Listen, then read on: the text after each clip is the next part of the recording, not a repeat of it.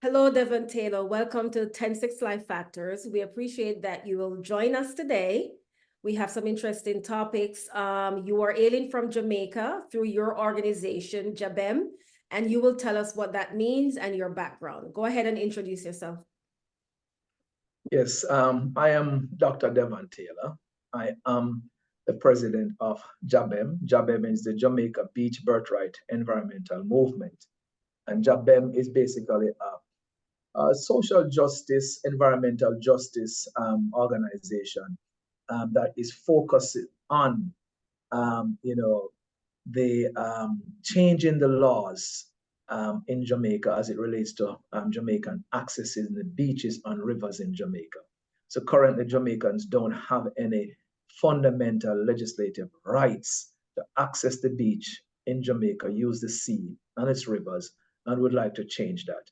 JABEM is also, a second objective, a second mission, which is a conservation one in which we'd like to see beaches and rivers, special ecosystems to have rights of nature status that would protect these spaces, so they are not overused, there's not over exploitation of these spaces, and we preserve the environmental for future generations.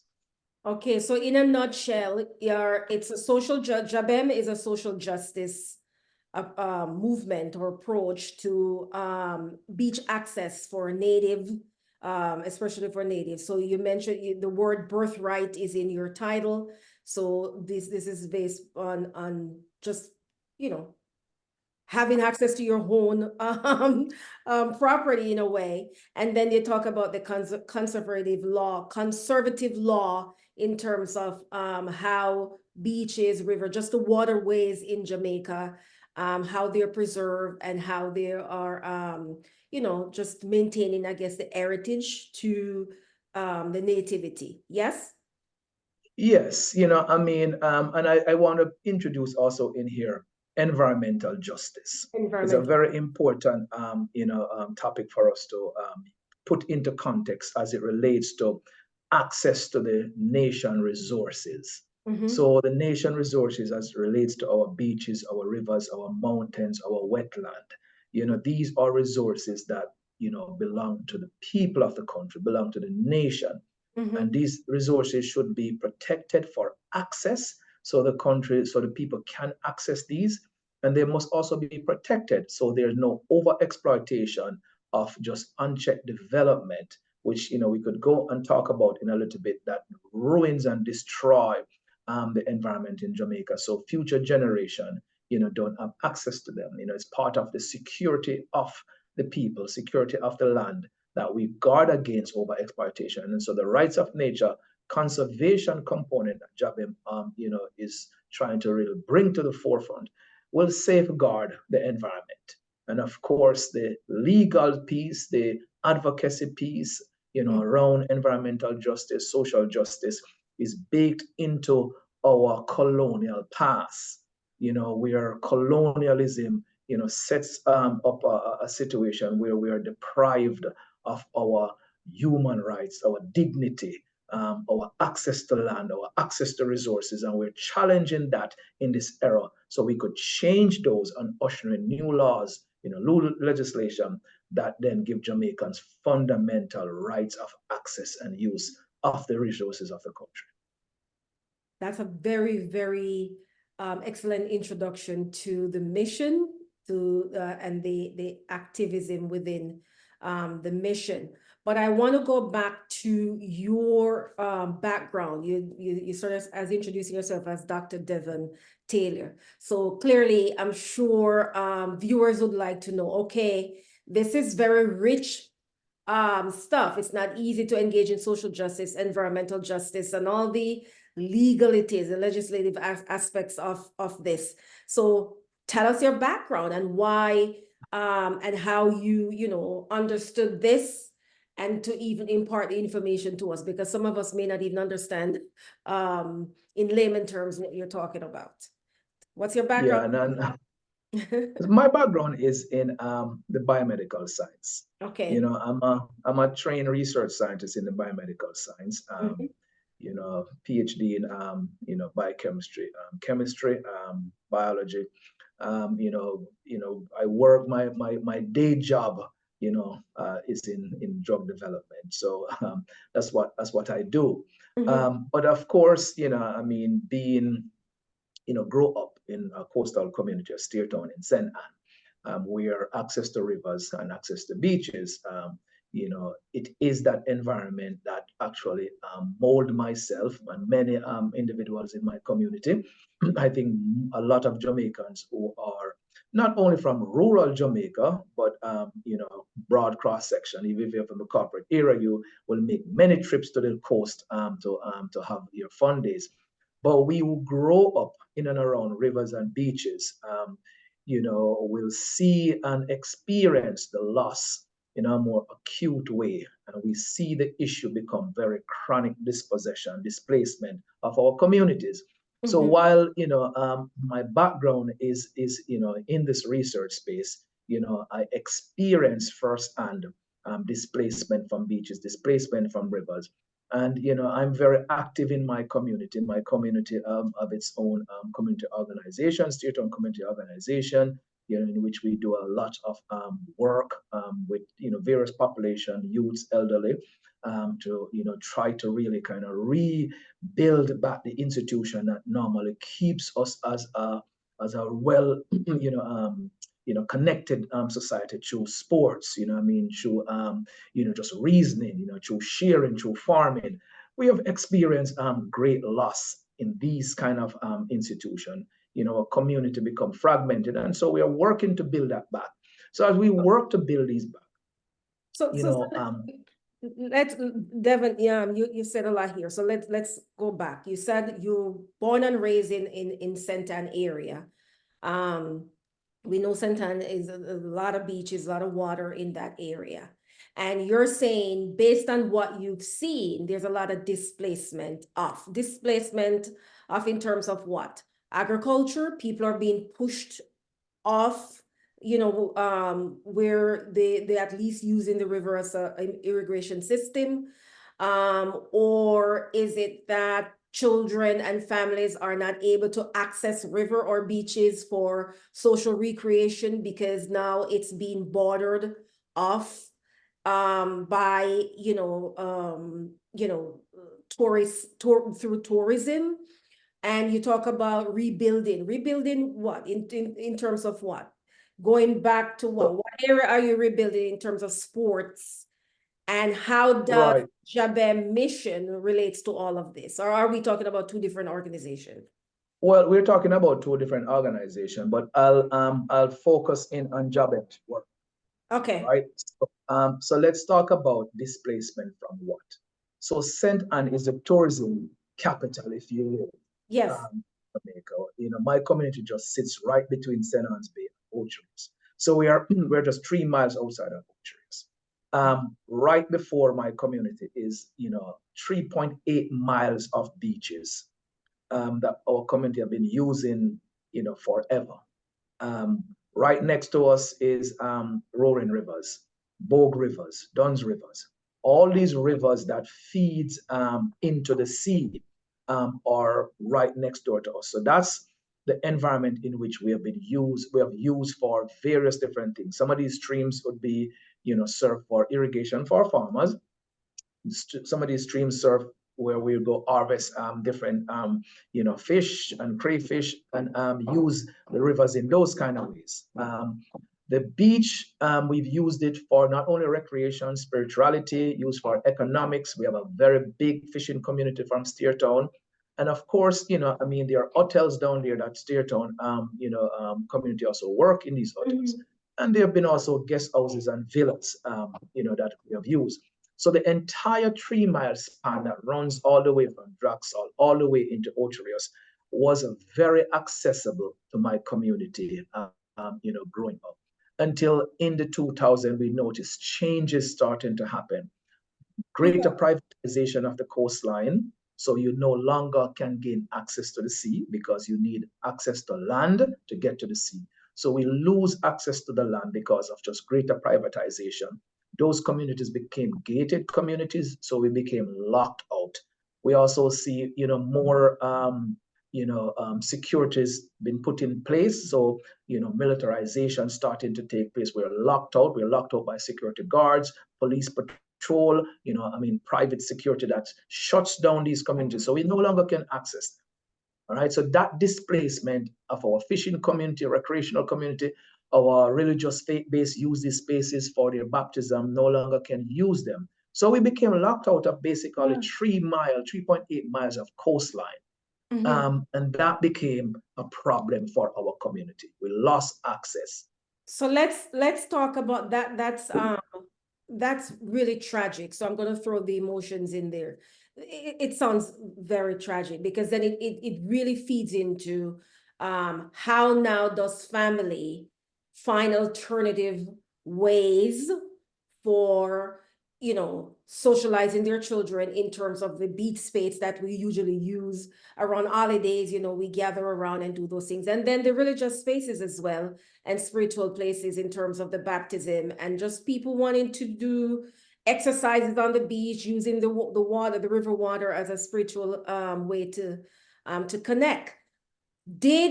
Was there any type of meeting where community members were approached and get a community forum to say, this is what is happening, this piece of land is going to be sold, how do you feel about it, and how can we then, instead of the displacement, maybe create a replacement so that there's a successful or smooth transition to, even though I know you're smiling, so the community maybe say, for example, they say, oh, we're providing jobs through tourism. But however, we have to think about the other components, such as a recreational and family, spiritual, and all those other things. How was the community involvement? How did they connect you? How did they communicate this to you? I'm laughing because it's just the way how governance is in Jamaica. All right. If a private man say a theme thing, him not talk to you. He will just come and run him wire fence and say you need to move. All right. And unfortunately, we do not have a government. And I'm talking about successive governments here that have been proactive in securing the rights of its people as it relates to access to the resources of the country. So there was no discussion, right? Because to privatize 3.8 miles of coastline, all right, and you're saying, okay, were they, stakeholder meetings to sit down and discuss with the communities in and around this 3.8 miles to say, we're going to do this, and so we want to make sure that there's equitable access, so you could continue what you've been doing for more than 200 years, No, it never happened. And then the government was supposed to make sure conservation easement remain in place to these spaces did not also act. So no, this was a frontal assault, aggression on the communities in and around Steertown, that, when this displacement happened, were pushed out pretty much. And it happened over a number of years. The last case happened like right in COVID, the last remaining fishing beach. The community got up one morning, security forces were down there. Jamaica security forces, private security forces, running chain link wire fences.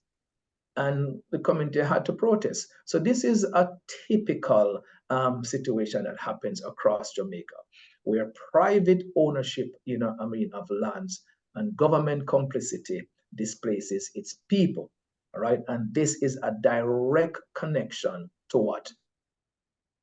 The lack of land rights in Jamaica, which is stemming from how the descendants of enslaved Africans have been treated historically. Okay, so it's discriminatory, it's form of an anti-Black racism that expresses itself in these kinds of ways.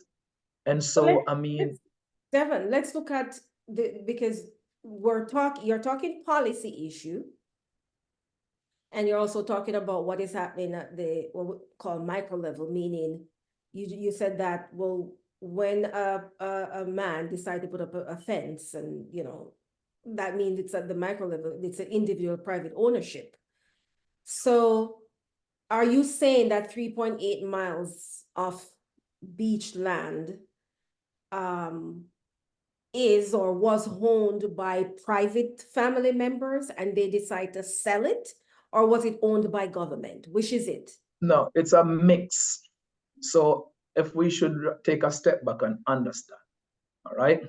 So Jamaica is 494 miles around. It's an island, right? Jamaica, the whole island basically has a coastline. No one owns the coastline according to the Beach Control Act of 1956. No one have the right in or over the foreshore. All right. You know what I mean? The crown basically just owns that. And So when you say no one, you mean no private individuals, because the well, government. yeah, I mean, well, it's Government kind of murky. When to how I kind of meds the thing, it's kind of murky. Murky saying who's the no one, all right, who owns it. It says vested in the crown. All right, the crown estate is the King of England. That may interpret in how it means to be the Commissioner of Lands in Jamaica, but spell it out if you will. It's basically owned by government. If it's owned by the government, then the people of Jamaica owns it. So if the people of Jamaica own the coastal spaces, right, then the people of Jamaica should have access to the coastal spaces. But how our country have set up is that the lands around the coast is owned by private interests and is also owned by the government. Now, the government is the largest owner of coastal lands. Nonetheless, to get to the coast, you have to cross over land. So that 3.8 miles that we're talking about here is a mix of private land and government lands. So okay, hold it there. So let's say that we have to understand and define ownership, because somebody get money from the sale of the land. So that's how we're going to determine who owns. So if a private man owns, say, an acre of it, for example, in terms of access because they want it, somebody got paid. And if the government, as you said, or the owned majority of it, they also got paid. So can you track that type of transaction to say who owned it? And does it even matter then? But it matters, because then you want to have a conversation with these individuals, I guess. Well, so see, when we look at the vestiges of colonialism, we have to look at it from that perspective. We can't, land rights in Jamaica has never been addressed. Now, it may seem like I'm going back there to address a problem right here today, but we have to, okay? Because, upon emancipation, upon Jamaica becoming an independent nation, there were many things that were not done, okay? So, we did not get any reparation. No internal reparation was done, to the descendants of enslaved Africans. As it relates to land reform and access to lands. So when we're trying to trace who own these lands, a lot of them, have been vested in the government of Jamaica. Jamaica government own a lot of these lands. And them sell them after them brethren, them pass them after them friends. All kind of, dealings that we don't understand. All these lands also change into private hands. But, I'm saying that to say we need access to the land to get to the sea. All right. And so, in any kind of legislation, developing any policies, then the rights of the people of Jamaica as it relates to accessing the resources, and we're talking about, beaches and rivers and the sea, then you should have built in and act those legislative conservation easement, tracks, roadway pathways to, the beaches. So the Jamaica, you could preserve the rights of the people to access. And this is not something that is new. Countries have done this, I mean, it's been done in like Barbados. All right. We know that has been done. We know, I mean, in the United States, there are several legislation built into the constitutions of countries. I mean, countries like Bolivia, Peru, they have done these kind of things, Ecuador, they've done them in which, the resources of the country is kept intact for the people. So you'd have conservation easement to get to the beaches. So when we're talking about 3.8 3.8 miles of coastal lands where communities like Steertown cannot access the beaches from because of privatization. That privatization happened because the historical past never put the mechanism in place to protect the people's rights to common spaces such as beaches and river. And this is why we have these problems in today's date. And you And so have millions of dollars. You can go and you could buy 10 acres of beachfront property and you could fence it off and says no one can come here. across here. Yeah, yeah. And so I remember there was some kind of announcement maybe a few years ago where the government was encouraging individuals, landowners, who have been honing or sitting on generational pieces of land with no title or diagram with it. And they said, well, they will provide a service where it's a reduced cost or free of cost, where people can go to the land, I believe, Development Commission or whatever agency that deals with that, in order to kind of claim that land, as long as they can show at least something that they've paid, some type of taxes on the land over time. So isn't that at least, I know it's minimal, it's probably not, just a small percentage who may have even attempt, because we know access and process in Jamaica is difficult, and the translation to people who are not maybe at the level of intellect or education as some, they may just give up on the first try. So I don't know if you've heard of it, but would you say at least in terms of, I know you said there's no legislation, because since the emancipation, in terms of, you talk about reparation and land reform and actually putting a structural policy in place so that people can take step 1, step 2, step 3 to actually create boundaries around their land and say, this is my piece of land and I have the paper to prove it, and so on. And then in terms of that preservation, where a group of people may create a committee around it and say, this species of land should not be sold to foreigners because it is a continuation of colonialism. So let's look at the piece of, at least the government introduce an opportunity for people to claim land through property rights. And then another piece where community can create communities can create committees for that land preservation, as you said, where they will agree upon and say, we will not sell these lands to private enterprises who will come in with all this money and then block our access. What do you think about that? All right. So, we need serious land reform in Jamaica. These needs to be real national kind of an approach. Can't be a piecemeal approach. I'm familiar with some of the regularization things that came into being, and people could go in, and quote unquote,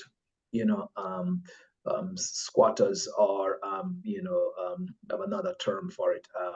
In Jamaica, you could go and regularize yourself and get your land titles.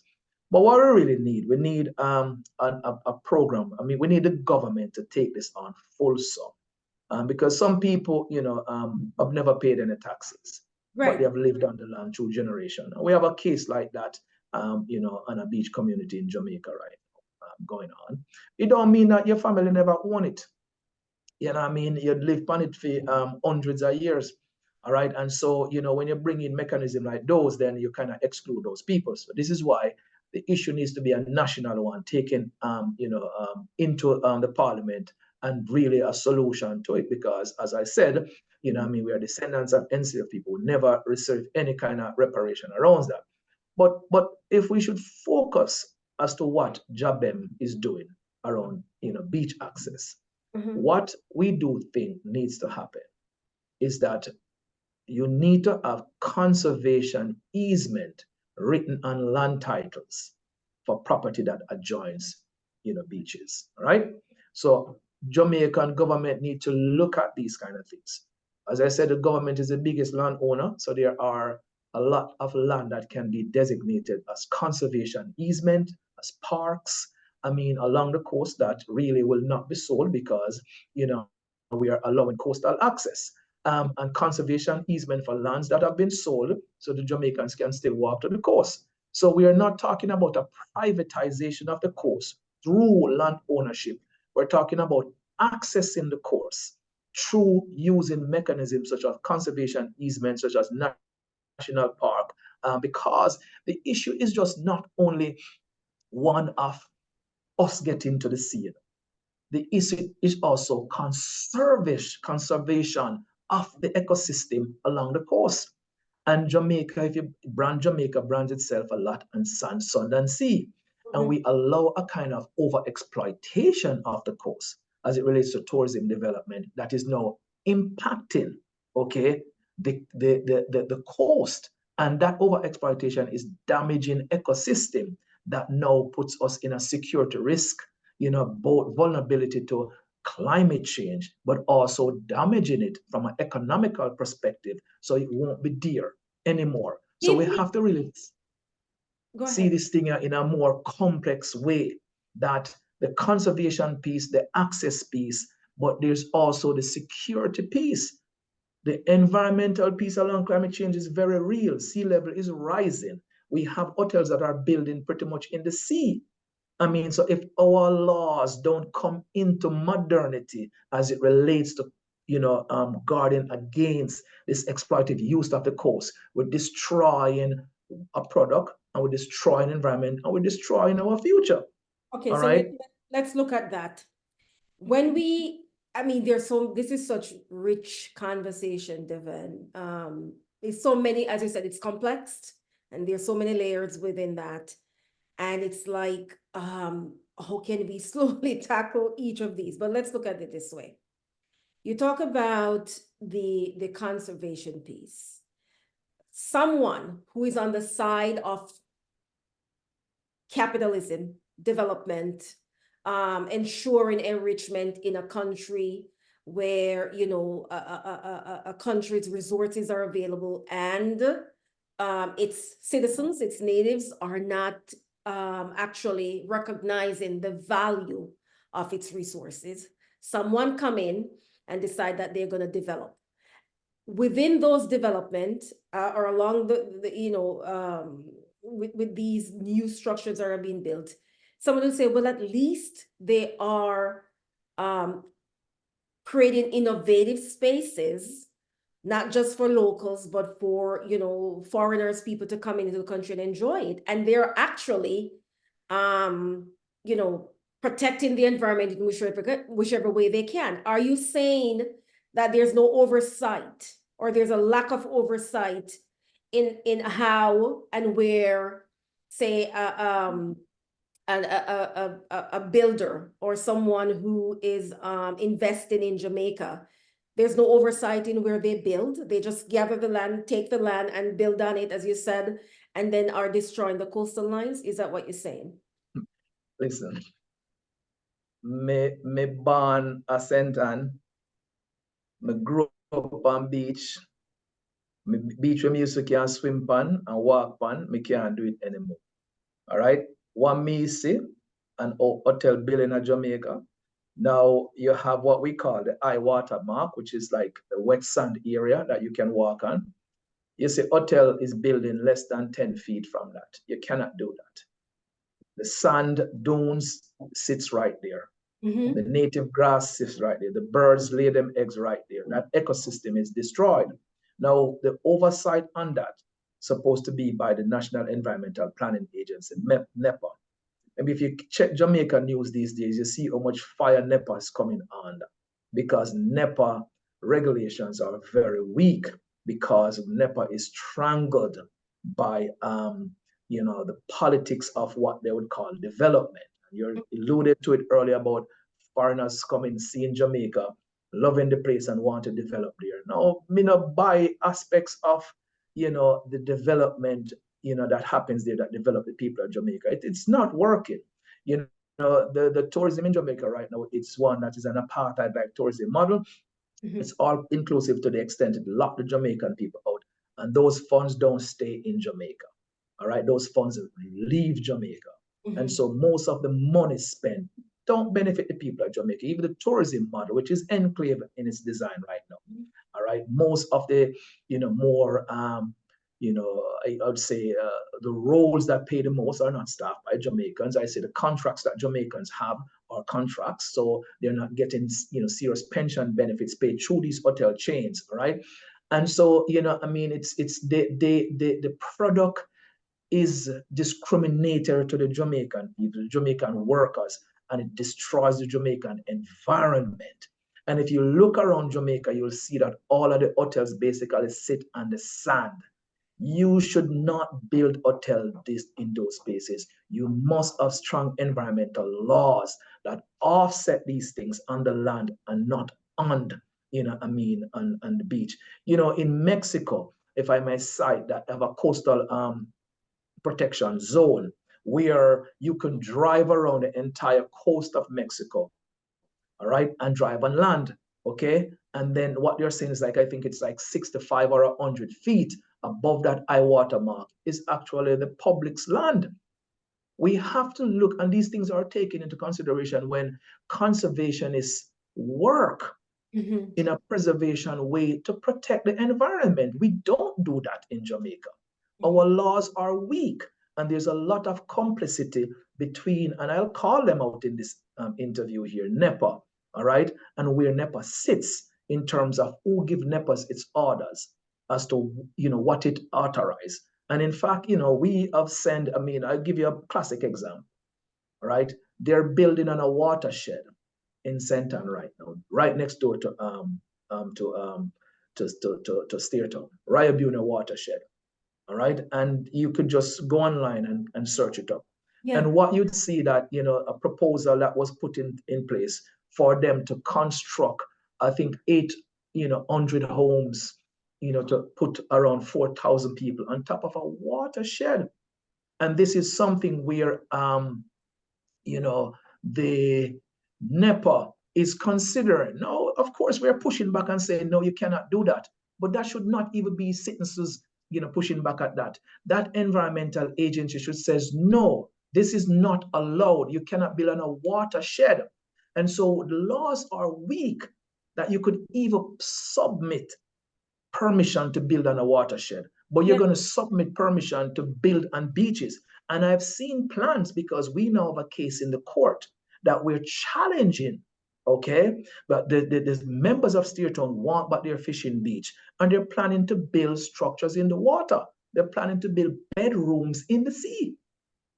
So let's talk about is your corruption? You talk about complicity, but is there corruption going on in all of this? Is everything going on? Everything going on, my sister. Is money being exchanged in behind doors to because if you're saying that these structures will not be environmentally friendly or even safe in that way, who is approving these plans? All right, who is approving it? These plans must be approved by the National Environmental Planning Agency. All right, they must be. The National Environmental Agency have a boss. You want to talk about that? You know what I mean? You want to go there, so? You want to go there? Well, it's clear. So we know, so we enough, we go there, so. And then the security, you talk about security in terms of securing the structure of the coastline.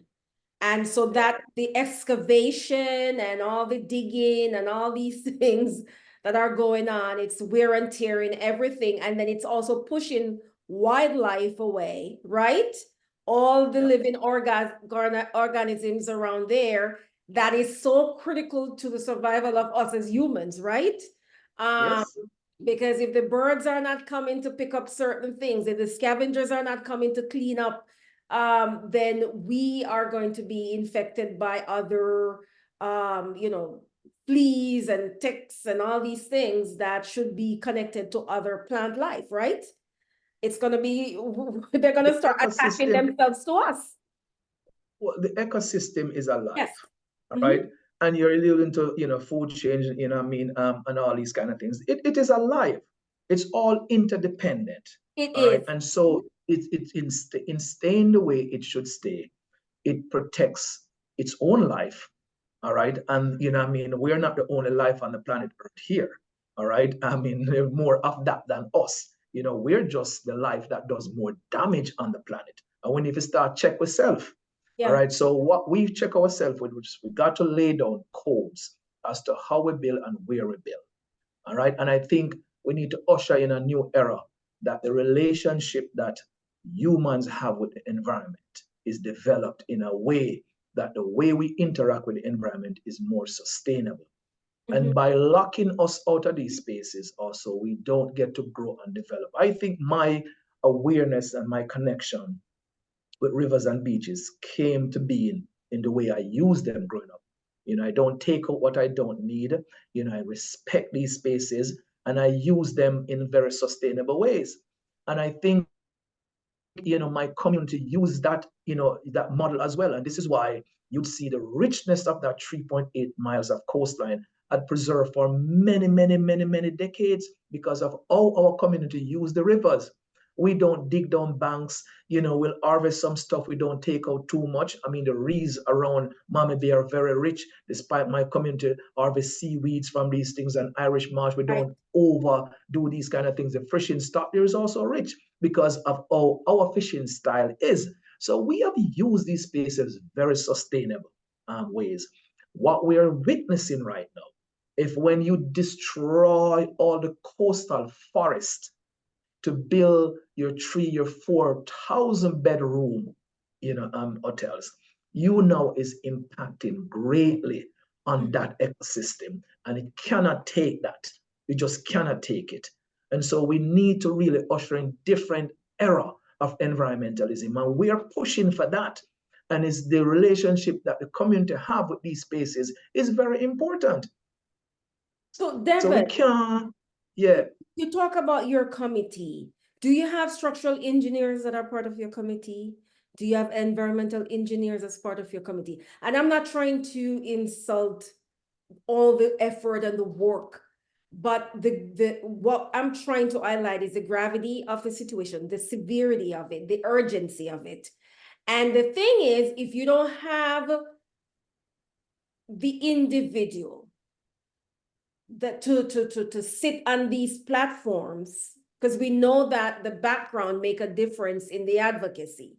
We know that grassroots movements have to try 10 times harder for their voices to be heard, versus when you do have individuals of certain caliber, certain educational background to be on it, to push and bring forward the facts, not just the narratives, but they highlight the facts and show the scientific aspect of it, so that it is not something now where we're going through the emotions of it, but we're showing you that these are the major structural concerns because these are the facts, these are the major environmental concerns because these are the facts, and it is coming from someone who have the accolades. I hate to say this, but we have to be realistic.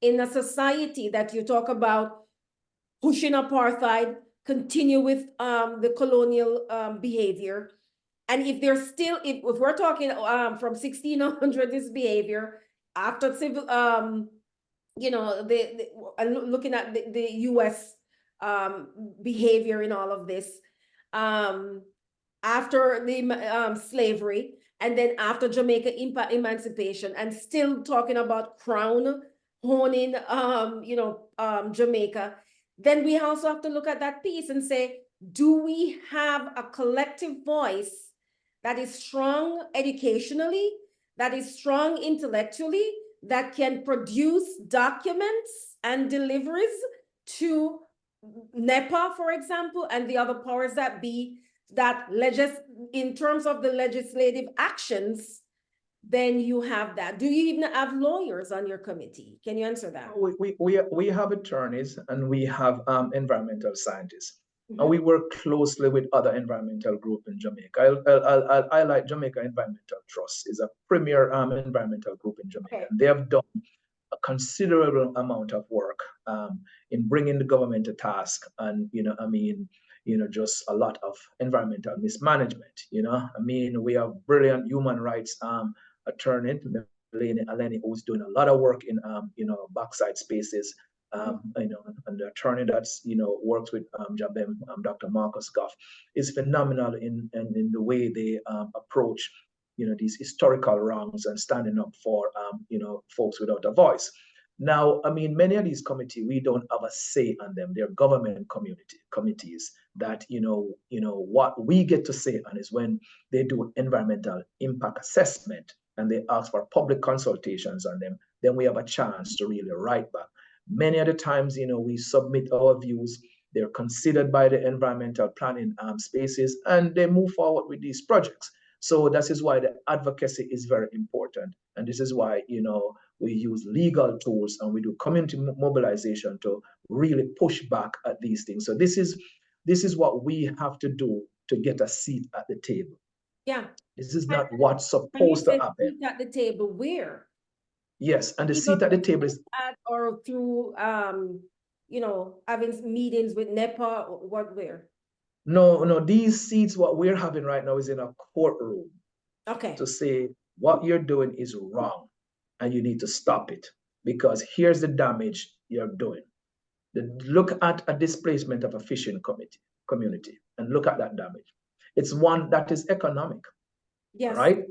I mean, you look at that economic damage is great. You look at it, you says, well, it's environmental damage too. All right, we have health concern here. I mean, the way to come in to use these spaces. So we have to take you to court to tell you that we need access to these spaces. Because when your environmental impact assessment comes around and we submit our views, then, you provide justification and you rubber stamp it and say this, move forward. All right, what we are open to impact is the legislative changes that are necessary. And this is part of our public advocacy. When we do a march or a demonstration or we do interviews like these to highlight deficits in environmental management in Jamaica. And we highlight also the displacements of Jamaica to support a tourism model that does not benefit the country. Then we are asking for these changes to be accommodated in legislation.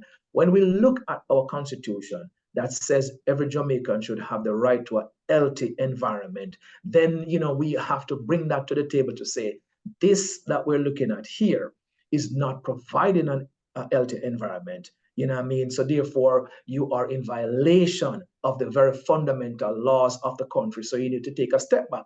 All of these advocacy takes, strategic organization. It takes funding. It takes a lot of volunteerism and commitment to see these things through.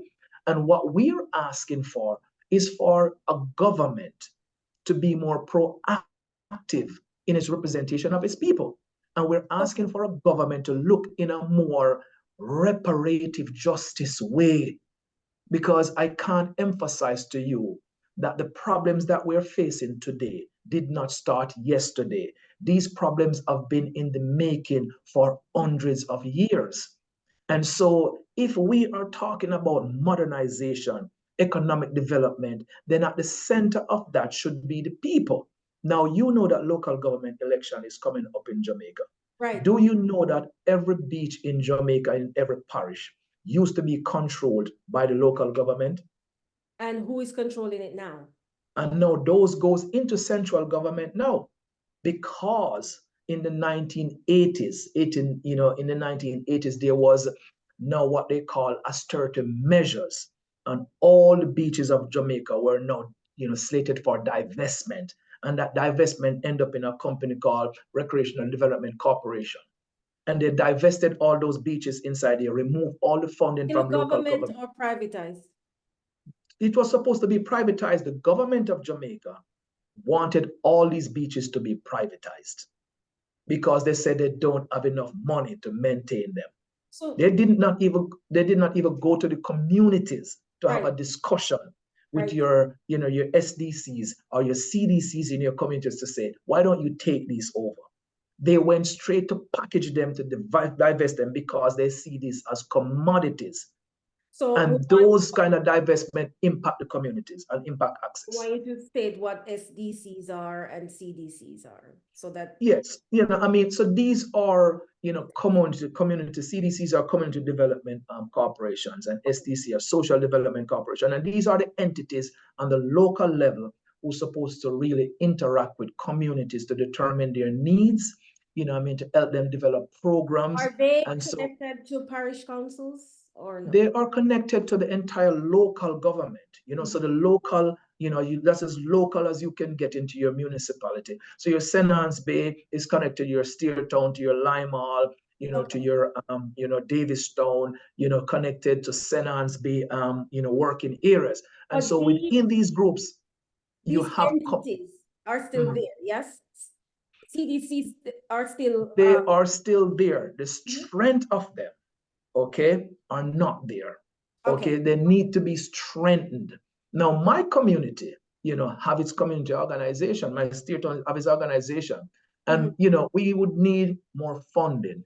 We would need more training and development that would come now through the SDC. The SDC of, people who are trained to help us to be, better And that money managers, would be better coming from the government, so that local right, government allocation would be for right. development of these things in the community. And then it Now, can be subsidized in other ways, whether through fundraising or grants or other things. Yes. absolutely. Let We me. learn to write. Mhm. Yes. You've learned to write what So grants? no, yeah, I mean, I'm saying that, then communities can write grants, Mhm. to develop a project. We may want to do some work, in our gullies, an environmental project. We may want to do a project around educations, I mean, girls, boys education. We may need to empower, put a wing on the church to accommodate some extra classes, or any project that we want to do around, I guess values and attitudes, whatever, I mean, whatever we want to bring in terms of engaging the community to make it stronger. There is a space that the local government plays. And I'm saying that when these things don't function, and Yeah. I'm saying they didn't function because they took away all the beaches from this local government and never consulted communities, and then they started to divest them all off. We have these problems. So governance A is a couple problem in Jamaica. questions. One, how you are focused in St. Anne. St. Anne is one parish. We Oh know no, that we're not focused in center. We're national. we mentioned. So that's a question. How many pockets or activist pockets do you have across Jamaica? We are in the 14 parishes of Jamaica. We have right How big now. is the team? And is it a membership type of or non-profit? Is it something Yeah, so if so you're right struggling now, for, go ahead. huh? No, yeah, I'm kind of jumping before you finish asking your questions. I'm sorry about that. JobM is a free entity to join. What we like is people coming on with skill sets. So we have a lot of people who sign up with various different skill sets, right? And we tap into them to help. We are a movement. So we try to stay in a movement-centric way, in that, this is guided by what the people need and the issue that So we're trying to. I'm gonna be quick with these questions. So let me ask you this. All right. Let's focus on, because we haven't asked yet even your progress in the legislative aspect of it yet, because we want to understand. There's a saying in Jamaica, again, I'm pulling this all up because when people watch this, they're gonna say, yeah, more talk, pure talk and no action. So if you have pockets of activism or committees, whatever, what do you call them? Committees, advocate groups, movements, what do you call each group in each parish that is actually tackling the issue of beach access, reparation, land reform? It's a lot that is actually tucked into this mission, that is embedded in this mission. So first of all, the brand is key. Jabem, we have to ask, what is the name of Jabem? What Jabem means? You said Jamaica, you said it fast. So I'm going to go back. Jamaica. Jamaica, this is what I heard. You said it fast. Jamaica Beach Birthright Movement. That's what I Jamaica Beach is Jamaica Beach Birthright Environmental see? Movement. And that's a thing. So one is we're caught up on this I don't know, is it acronym where we say JABEN, but and then the question is, what does that mean? If you want people to buy in, you have to take it so slow to such a layman way of kind of explaining. This is what it means. This is what we're trying to fight for. How do somebody join? Because is it open to the diaspora? Can people from Absolutely. England, US, Canada, anywhere in across the globe join JABEM? Anyone can join Jabem. Go to jabem.org. Okay. We have a volunteer sheet there, and you just sign up. And then somebody's going to say, if this organization is struggling for money, why is it not a membership organization versus, we know, yes, most funds are short for people in Jamaica, but give the option of a volunteer approach and also a paid membership approach. So that least Yeah, funding.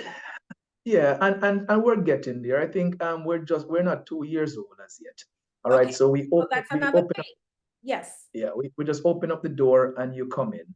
I mean, and as our demands, our needs grow, then we can do like what all other environmental organizations mostly do. Have a little dues that you pay, when you sign up, and that help, fund. A greatest part of our needs is around, paying attorney. And of course, the other parts around that we use to drive our advocacy. So we do a lot of community mobilization where we go into communities. How often do you meet? So, our leadership meets on a monthly basis, but we are always moving. All right. So we are very active in Portland. So, of course, Portland and the Blue Lagoon issue. We are very active in St. Thomas around Bob Marley Beach issue. We're very active in Trelawney around and Rio Hotel development down there in Cooper's Bend. We are active in Montego Bay. We have a project coming on in Montego Bay there, and we are opening up any areas because so how we work is individual will call us up and says, my beach is threatened here in Anova. All right, and Who then have the largest stakehold in with that joins your group in terms of member of parliament, local councillors, all these you talk about the need for funding at the local level through SDS and CDC.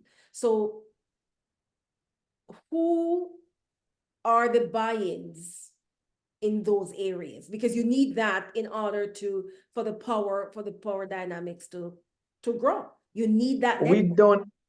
don't accept government funding. All right, No, we're but do you not that accept kind of a. government membership? A member of parliament who buy into your you talk about Portland. Who is the MP for Portland who is always taking Yeah, pictures, posting it on YouTube no, and no, all we these things? we don't Is she we interested? don't. What's her name? No, no. Well, the East Portland, I won't go into the political representatives Okay. there. All right, we're not a partisan kind of an organization. What we do here is going to require political change. All right, and we're going to have to engage the political class. All right, But and we're yet you do sending. not have any members. Connecting someone to who is in power does not mean every social issue is a political issue. Every political issue is a social issue. So you cannot separate both. I can understand, yes, you're not into the political fighting to say you're going to side with one political group over the other. You can get buy-ins from both sides. Now, I think if you have been looking, right, you would have seen both political parties in Jamaica now have taken on beach access. I think we did that by Okay. driving our advocacy in our way from a people perspective. So the people of Jamaica and the world, Jamaicans around the world and non-Jamaicans are helping us send a strong message to the leadership of the country that this change needs to happen. And now you will see a message that comes from the current prime minister that says every Jamaican must have beach access. And you will see the opposition also says that they are going to change it so every Jamaicans have access to beaches and rivers.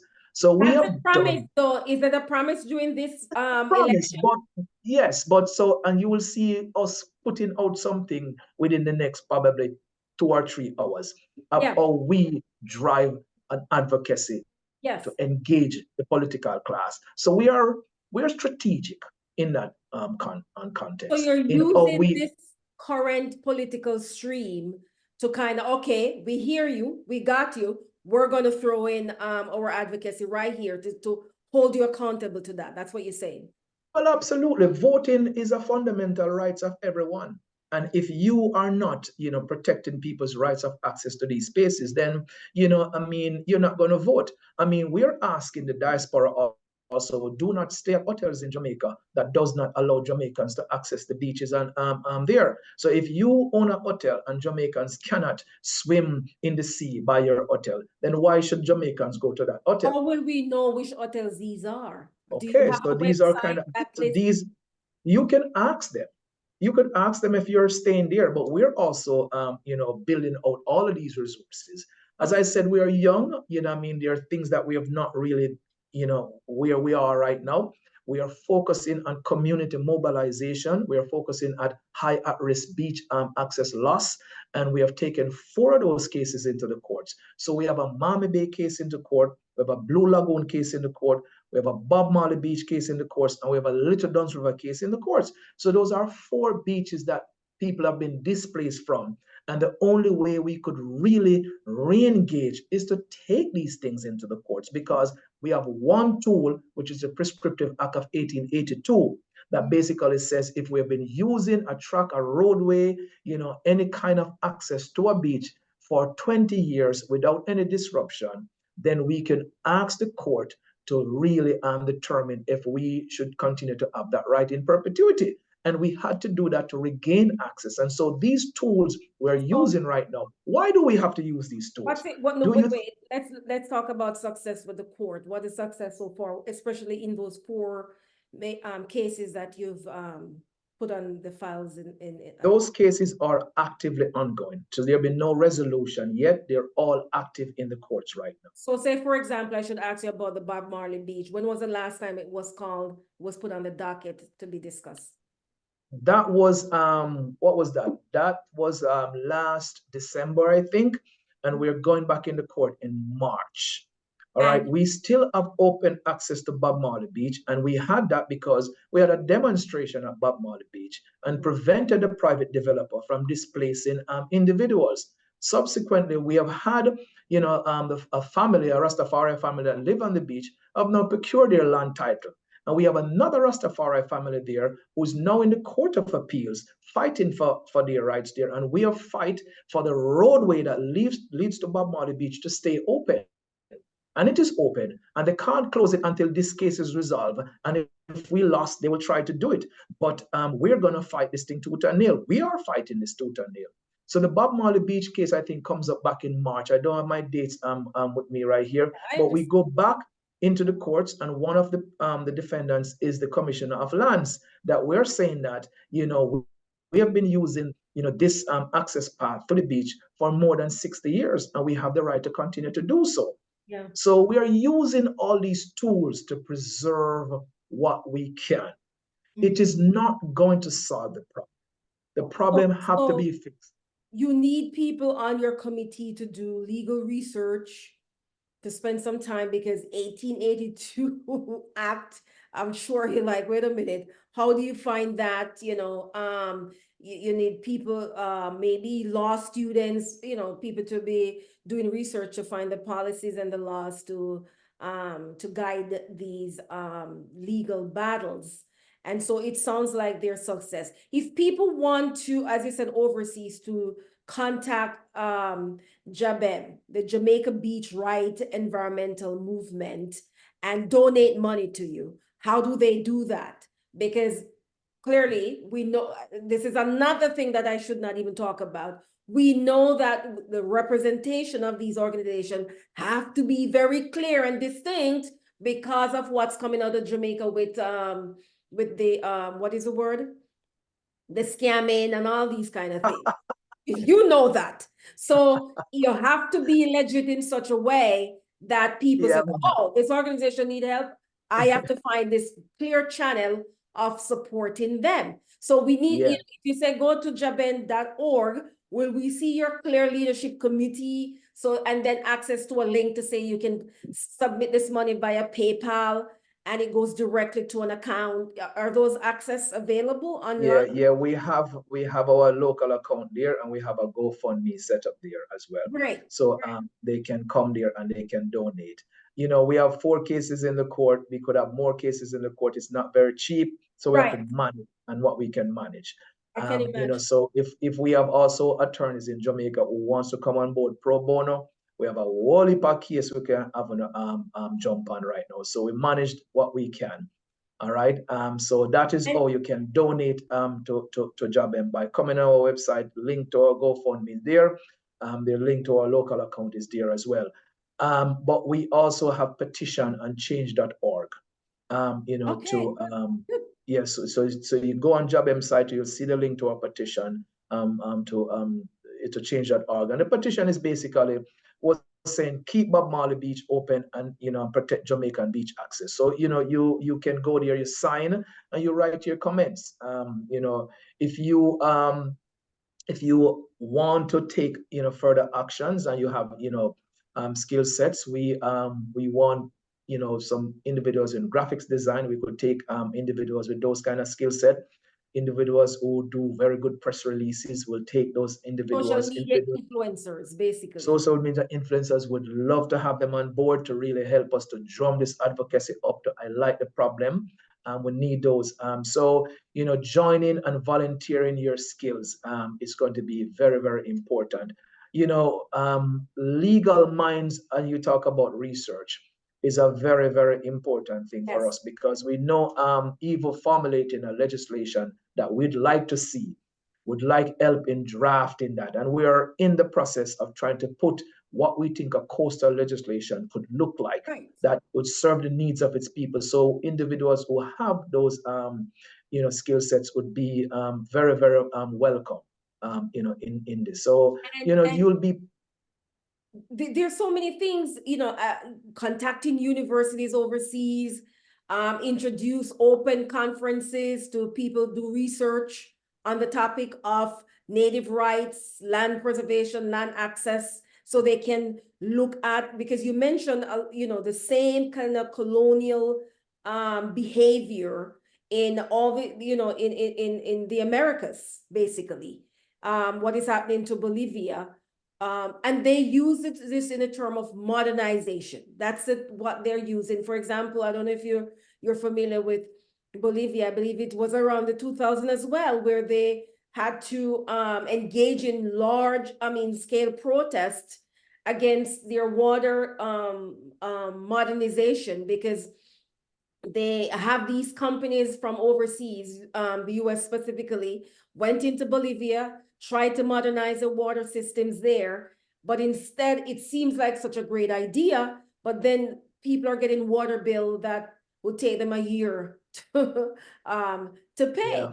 And so it's the same thing in terms of Jamaica, that these modernization are taking place, but what it is creating is that it's this dynamics of, as you said, apartheid kind of behavior, where we know who own the means of the economy, and we know who are going to be the worker bees in that, right? So they're forcing this upon Jamaica and trying to sustain it in that kind of way. But yet I have a question for you that I know the diaspora is people are going to ask about. There's a lot of influencers, Jamaican YouTube influencers, that are using the waterways in Jamaica to highlight, their fishing skills or beach going and all sorts of things. And what we notice, which is kind of painful to watch and embarrassing to watch at the same time, is how they litter the beach, how they litter the river, how they do not care about any of this stuff that you just talk about in terms of preserving the environment, not, throwing trash and plastic and, just burning fire anywhere and anywhere in that setting. And so there's an educational piece that is missing.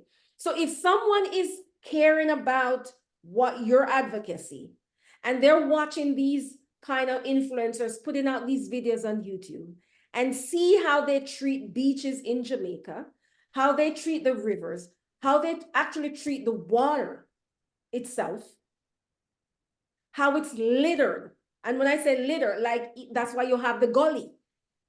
When the river come down, we see how it can't go no way because the amount of paper and sitting in the water, right?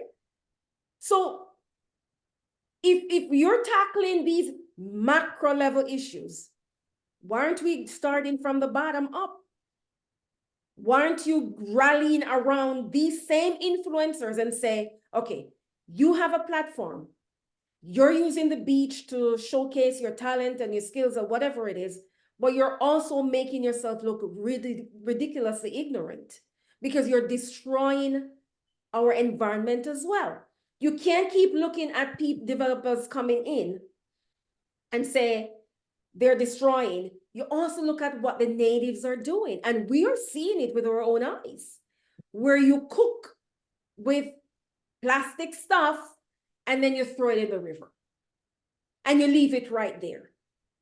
You're gutting animals and their intestines, and you just throw it right there on the ground and leave Well, it. yeah, I Is that get your point. something to is that something No, to well, tackle? listen, Jabem have answered questions as it relates to the rights of citizens in terms of how they use the environmental space. And Uh-huh. of course, I mean, we have called out those issues about responsible use. I think, it is a fundamental part of education, and we're trying to get into schools to, usher in an era as to the relationship between individuals and environment. This is not only a beach problem. This is a problem that happens along our roadways, inner cities, in our towns. We have a problem, and part of the problem also is infrastructure that governments may put in is just not satisfying to deal with disposal.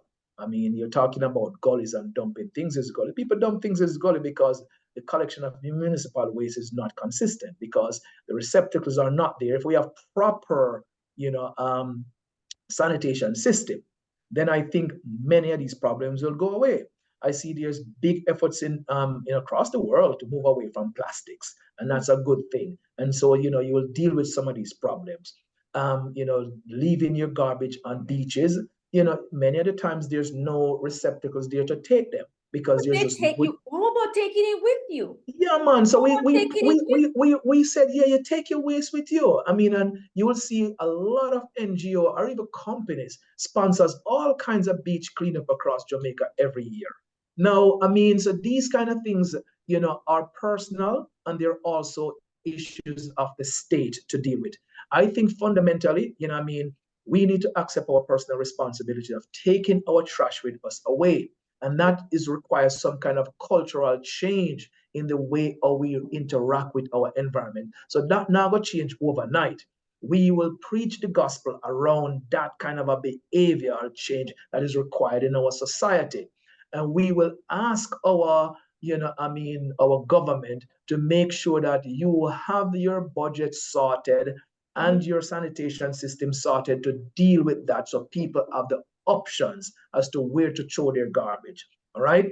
And we put in the regulations around dumping things in gullies, what I mean, that would bite people. And so people would really think twice of doing those kind of things.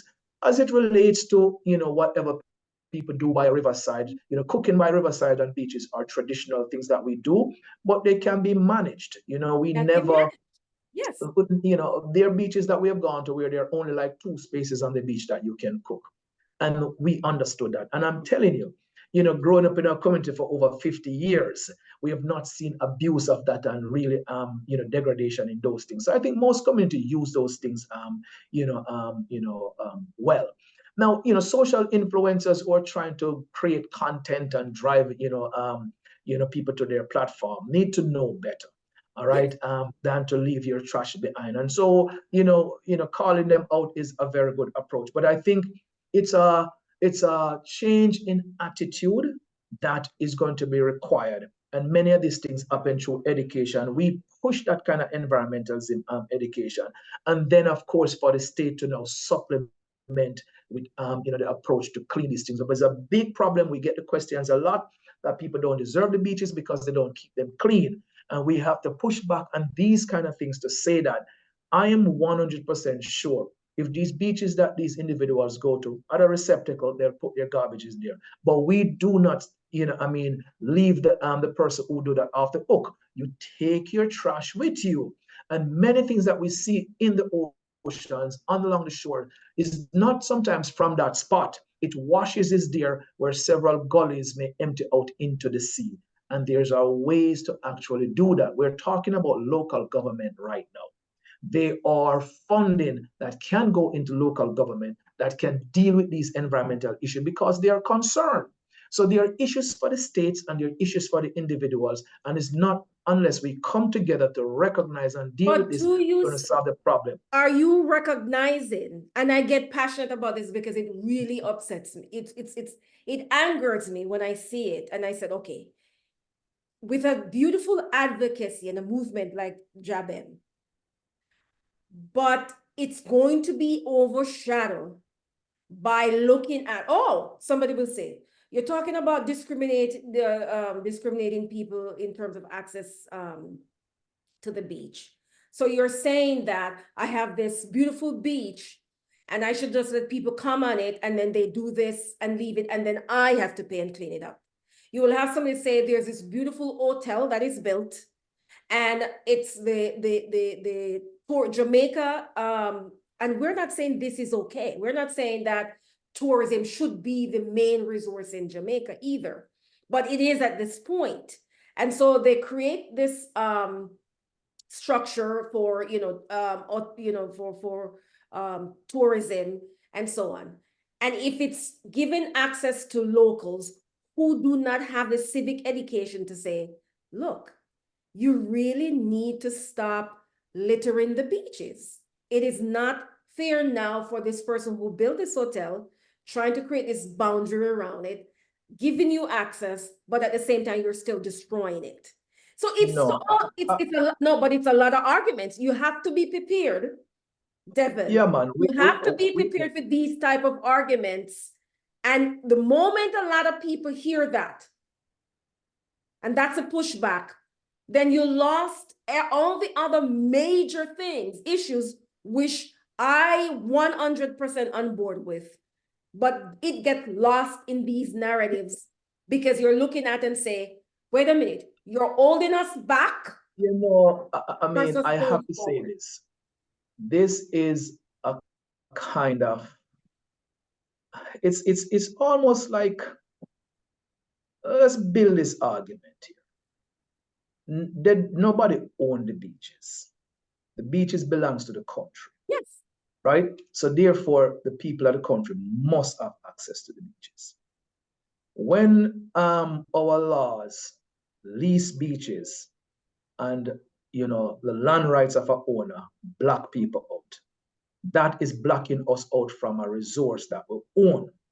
The issue around littering on beaches and rights to beaches, two different arguments here, right? When we use one to justify why we're blocking others out and saying that we Jamaican people are nasty of the place, that argument there is kind of like discriminating against the Jamaican people to say we're nasty, we're dirty, and we don't deserve of this. That's an argument that goes very far back in a racist kind of a construct. And it is kind of like an anti-Black racist argument to say that we don't deserve of this because of who we are. And so this is used against us. What I'm saying here, a hotel come, him no build no beach. The beach they done nice, even nicer before him got there. With all the beauties of our trees and our greenness and our dunes and our nice shore, very pristine and clean. They come there, they take out every trees, they have done a over exploitation of the space and they have destroyed it.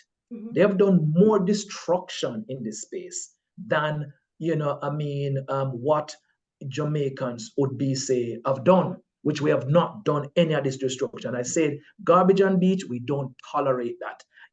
Over littering of beach, we don't tolerate that. But I'm telling you that growing up in these spaces, I have not seen that. What we have seen in subsequent years, yes, is the large use of plastic bottles washing down on gullies and getting into our waterways. And I'm saying that that's an issue for the state. On any given holiday in Jamaica, Independence Day or Emancipation Day, your Easter Day, that people go on the beaches and use them. Yes, they walk away and they leave trash there, and some people take their trash. We're not bunching everybody in as litter bugs, and as Exactly. a result, we don't deserve it. What I'm saying in these spaces, government put the right infrastructure in place for this to be removed, and we put our adequate signs down there, and we deal with the problem in those kinds of ways. But in putting in an argument to say that, well, we are normally just general litter bugs, and as a result, we can't afford to let you in on a tourist beach because you're going to mess it up. It's not going to be that way. So, All right. Devon, these are the pushback that you're going to get. And you said you're already getting those, and you have to spend time answering to those. And we know that We are answering. it is situated within this idea of, oh, you have something, you have gold, and you don't know the use of it, basically, in terms of that colonial argument that you We said. We know the agree use with of that, our gold. but Yes. we're not going to get anywhere until we start recognizing that if we're saying that Jamaica is still operating on the platform of tourism apartheid, right? Which is a large scale, then Yes. you will not get away from these arguments at the micro level, at individuals saying these things and say, well, our country will not be modernized. We can't keep if we continue to hold on to this idea of state rights, native rights, access, and this continuous access. If the people who should have the access and should have the rights are even destroying. So I know Yeah, you're saying I have to push back. they're not cutting down to push trees. back. They're not cutting down the trees. That's what you're saying. They're not, doing any major excavation in any way to destroy the coastlines in that way. But some of the things we've seen videos coming out of Jamaica, for even in Kingston, with the gully coming over and the amount of trash, Yeah, anybody who but falls I into think that is going to I die. don't think we need to. I understand what you're saying, but I don't think we need to position that as a deterrent to the rights of Jamaican to access its beach and river. We Fair acknowledge enough. the garbage Fair enough. problem. We Yes. acknowledge the garbage problem. We acknowledge that the problem is a municipal one, is failures in government to deal with adequate sanitation. That is a fundamental part of it. People's responsibility and right to really clean up around them is also one. All right. And where the garbage enter into the ocean is not necessarily that people leave it there and wash down gullies they talk about. So programs that really maintain gullies and how we clean gullies, these are state issues. Now people throw them things inside there because out a door, you ever drive past some of these places and say the garbage is mountains ice because you have not seen the garbage truck comes around for many, many days. I've seen that in my community too. So Yeah. there's blame to throw around on everyone. So we don't want to make these things to be linked, because they are not linked. Jamaicans are really good, clean people who want Yes. to see their beaches clean. And I'm saying there is more damage that has been done to the coastal space through over exploitation, through building in spaces that you should not be building in, okay, than 100 water bottles on a beach, which we don't support. There's also the economic piece where Jamaicans are excluded from benefiting economically from the tourism product in a wholesome way because it doesn't come into the community. The money is repatriated out of the country. And the United Nations have done this research that show that is only 5 cents of every dollar stays into the country. So we see the bigger harm, the bigger picture at, these exclusive economic zone displacing its people, degrading the environment, and we don't benefit. And in the end, they're going to walk away and leave us with a damaged environment that we can no longer use to help to mitigate against climate change. No economic means right there, and we're locked out. So problems are coming that we have to deal with, and we have faced them, and this is what we are facing. By we usher in what we're talking about, a new environmental policy. We're talking about a new relationship that Jamaicans have with this environment. We're talking about big business having a respect and an appreciation as to how they build and how they work with community. So the whole model needs to be changed. And this call for a conversation on the governmental level, and we're pushing that. We're saying you cannot have this exclusive economic zone with not having a beach for hotel and a beach for Jamaicans. That don't work. We don't have no separate and equal, not going to work. These things have been tried and tested around the world. You call these things segregation. You cannot do it. Also invasion. It's also invasion, and the invasion now is becoming succession. People, a group of people are taking over, coming in, they're replacing, and they're taking over, and it is becoming permanent. Okay. So even though we're looking at the little pieces, and I said to you when I started out, I said, this is not going to sound good, but I'm going to say it anyway, right? Because I do get passionate about that little piece. Like, it's just painful when I watch these videos coming out of Jamaica, and I'm like, oh my God, you are doing these things. It's beautiful, but please, you're killing the wildlife around it when you throw it in the river. I know it's a small piece, but it is a barrier. It is a barrier, Devon Taylor. So we're talking to Devon Taylor with Jamaica Beach Environmental Movement. Beach, see? Jamaican Beach Birthright Environmental Movement. And we're getting so passionate about all the things that's on your shoulder. It's heavy on your shoulder.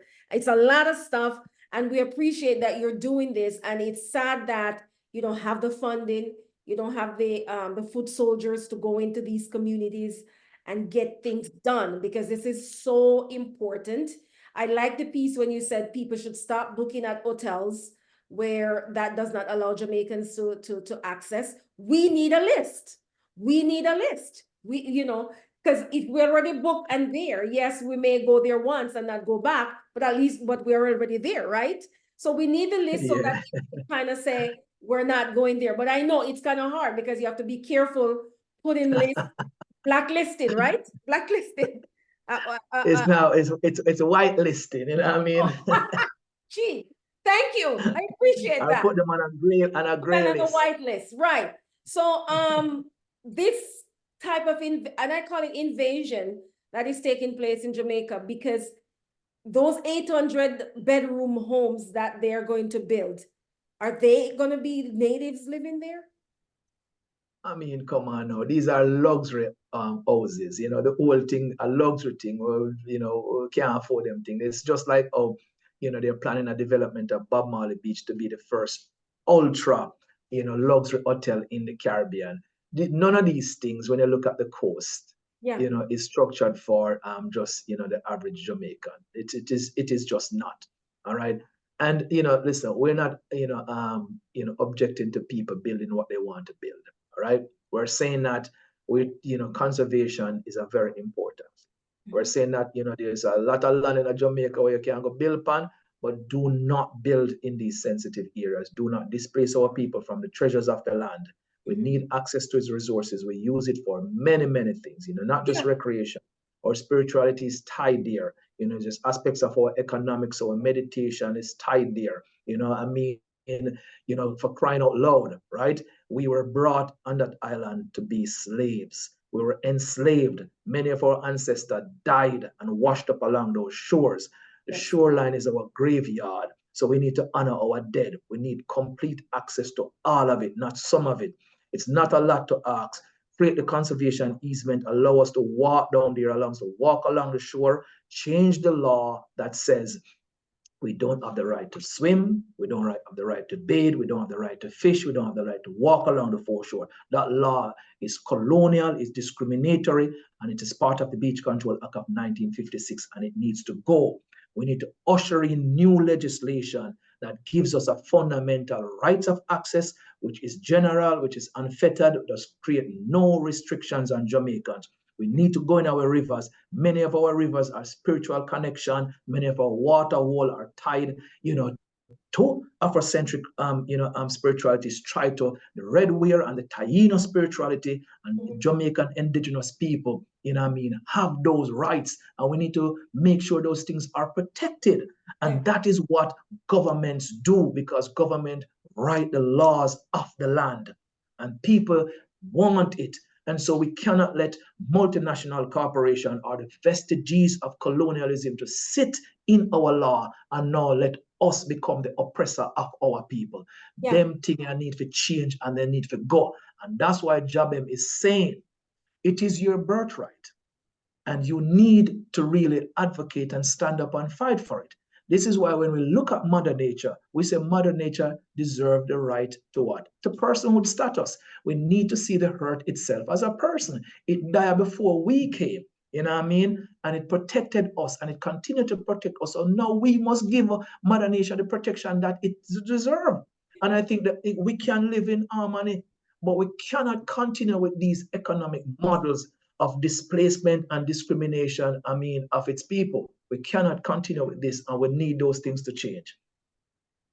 Devon Taylor, well said. We talked about a lot of things, and I know we didn't get. I hope we didn't get lost in the small fries then of it, because these are major issues.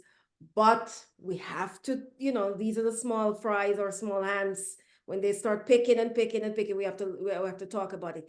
Is there something, maybe a topic that I could have missed in all my passion here? And she's like, and you probably walk away, well, she didn't ask me about this. Is there an area that we may have overlooked based on your advocacy, your movement, your mission, that is important that we kind of highlight before we go? I think we have covered all of it. I think what we fundamentally want the public to be aware of, all right, we talk about it, about reparative justice as an important, tool to really correct some of the historical. How much money do you want, Devon? How much money we want? And from who? From the crown?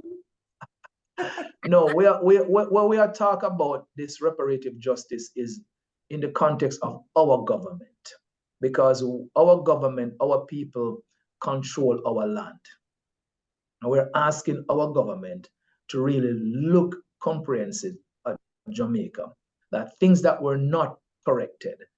England paid off all its its slave owners. They gave them monies. All right. We need to do this differently in our country. We're asking for reparation from England. There are, reparative work that needs to be done in Jamaica as it relates to land rights, okay, as it relates to just the injustices that has been done to enslaved Africans. So that's what I'm asking you. So what in term reparation, as we know, for example, the US, people are asking for physical dollars. They want money. And yes, land rights and land access is a major issue here as well. But in terms of Jamaica, what exactly, in terms of access, yes, that's social justice, environmental justice, reparative justice. What does that look like, Devon? Yes, so this is what we're talking about here. We're talking about environmental justice and the rights to the resources of the country. We need to put those into more definitive legislation in the country as to how we use our land or we access our land. Our land is governed. All right, we're talking about that. We're talking about governance in Jamaica that is equitable and just. And these things need reform. We have Land Acquisition Act of 1947, we need to reform these things. Beach Control Act of 1956, old legislation. We need to reform them. So many legislation, that are very old, that are linked and tied to colonialism. We need to reform those things. We need to usher in just new ways as how we govern. The ministers are king, in their different portfolios. So these governance need to change. These governance now put in people-centric, participatory democracy where our people have a voice in our country. And I think we'll start dealing with reparative justice in our governance framework in our country. It will lead to outcome of greater participation. It will also, I think, address crime, the way how we deal with crime in our country. We need to look reparatively at it because of how we were cultured over 400 years as to how we deal with each other. We need to take really good look at those. I think many things that we do, in the country is related to our slave past, and our laws were not developed, to really usher in a better living. It was to control our people. So we need to look at those kind of things. And that's what I'm saying, that we look at reparative justice in the context of Jamaica and the governance of Jamaica. It's going to change social, economic, environmental, and we're talking about, let me put one other piece inside here because my brethren would not forgive me if I don't do that. It's also our African spiritualities. Yes. Right? Things that are banned, such as like Obia Act and those things in Jamaica, we need to move away from them. We need to open up the freedom of expression, as it relates to our religiosity in Jamaica. We need to do these kind of things. And then we start ushering now a more repaired Jamaica where we have rights in our own land. And a lot of things is going to change. But that can't happen without a Project Jamaica. A Project Jamaica around reparation, internal reparation. And as a Rastafarian, we have advocated for this, and we have said that we need this in our country because we have shown that we have lived with each other. Our communities have lived with each other with one love. That we give the world, that the world now are used in a Bob Marley work. It is, a part of reparative justice. It's a part of anti-colonial that we have used, and we need to build this now in the framework of the country on a political level, on a social level, on a spiritual level, and roll it on. And that's part of how we are communicating too. So the mission is big. It is big.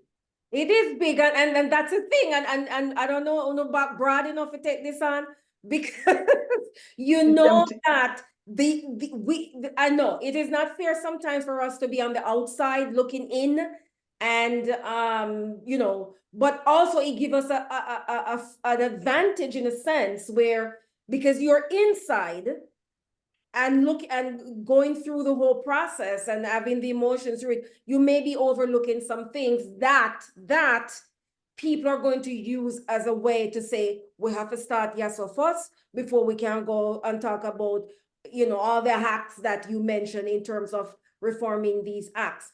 So the civic education is a big piece where, and this takes a lot of work to go into different communities, teaming up with parish councils and all the developmental commissions to get it done. And then teaming up with influencers or, reggae stars or whosoever it is to get it done. It has to be done. And getting sponsorships and all these things from other nonprofit, from other NGOs, as you mentioned, to buy in to these ideas. But Devon, we know we cannot just stop. I know 2 years is not enough, as you said, with all these major broad goals in mind, but it is a start. And I really want to say kudos and congratulations for, taking the initiative and the steps to be towards this, because this is something that has been a passion of mine from a long time. When I hear about people, you have to pay to go on a beach in Jamaica, I'm like, what? Are you kidding? This is the beach that I visited as a child. What are you talking about? Those kind of things. And when people talk about going to a beach and, there is, if anything, there seem like they're the minority on the beach and people staring at them and behaving a certain way. I know what you're talking about. And the buy-in is already there for me. But at the same time, for me to bring out all these different pieces, that's going to be an impediment to your activism, to your advocacy, because it's going to come up. We have to, what's the term in Jamaica?